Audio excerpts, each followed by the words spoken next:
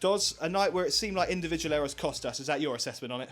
Yeah, without wanting to blame people, it happens in football, but you can't gift wrap 4 mistakes to Walton, who are such a good side, and expect to get anything from the game.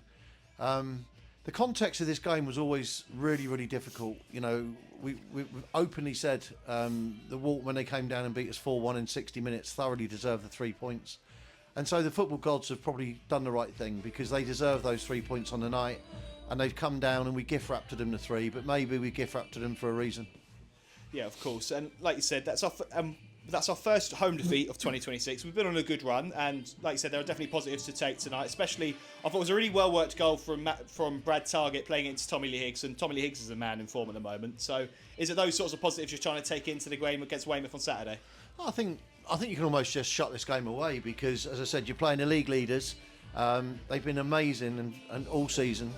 Fantastic side they've got, fantastic movement, fantastic rotation. They've got a brilliant front four, and they did that tonight without Joey Jones and Fernandez, two of their other really good players. We're missing 4 or 5. You know, we had 14 again tonight. Jacob, which I think we have to mention, got his first full start for 18 months. That was really good. I thought Joe Rabetz and Blaze were outstanding as well.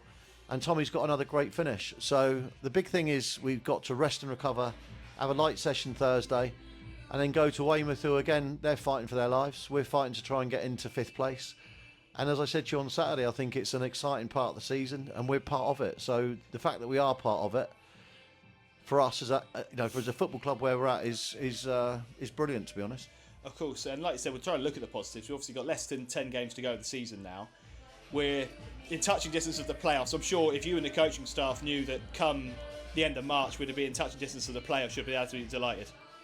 Yeah, I think, listen, when you start the season, you look at the teams in this league. You look at Walton and Hersham, who are funded brilliantly. You've got Havant and Waterlooville, funded brilliantly by their chairman. Gloucester City, Farnham. You can go through all these teams, and Paul, ourselves, Gosport, Berkhamsted. We've given it a real good go this year, and that's all we can do. We're not going to be a club that throws the kitchen sink at it. We can't afford to do that. We haven't gone and brought in additional players to the squad, even though they've been desperately needed. We lost Byron Mason for now 14 weeks. That was a big blow. Jake McCarthy, clearly one of our best players, doing his meniscus. Losing Reece Wiley for 3 games as well. So you look at it tonight, and like I said, it was evened up with Joey Jones and Fernandez not being available. But they've got some top players, and like I said, I've got nothing but praise for that team and the way they've gone about it. Of course, so just to touch on the visitors, Walton Hersham, it looks as though I think after tonight they'll put some 20 points clear at the top. So it looks as though they're going to go off and run the league. Are they comfortably the best team you've seen Sholing play this season? They're better than Merthyr last year as well. Merthyr ran away with it last year when Tottenham went up in the playoffs. Walton are the best side, and you've only got to look at when Walton have played Conference South teams and in Conference National teams in the FA Cup and FA Trophy.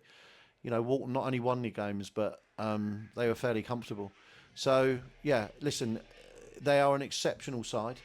I think if they can keep the side together, they'll have a really good season next year in the Conference South. And like I said, what they've got is energy. They've got youngsters, but their patterns are very good. They're coached extremely well. And say tonight, you just can't give them more praise, really. Of course. And on to Saturday, we're away at a team who are similar to last Saturday at Hungerford, a team fighting at the other end of the table, Weymouth. It's a weekend where there's international breaks. There's no senior football on at the high level, so hopefully to get a lot of Boatmen fans to come down and support the lads along the coast. Yeah, I think Weymouth in the last 6 weeks, if you look at them, they would be in the top half of the table. I think they've won their last 2 games, that's for sure, and they've really picked up under the new management team there. I know Jason Matthews very well, the director of football, and listen, I'd love Weymouth to stay up. I think they're more than deserving to be in this league, and probably really should be the one above. They're a big club. And I think at the start of the season, we've talked about the 6 or 7 teams. Weymouth would have been ones that would have certainly have expected to be in the playoffs. And that's what we're competing against, big clubs like Weymouth. So we know it's going to be a tough game on Saturday. As I said, tonight's result won't dent any confidence. And we've got two away games coming up in Weymouth and Hamwell. And if we're still in contention, then I think we've got some really winnable home games. And that's really going to be the key to us getting in the playoffs tonight, is winning those home games as well.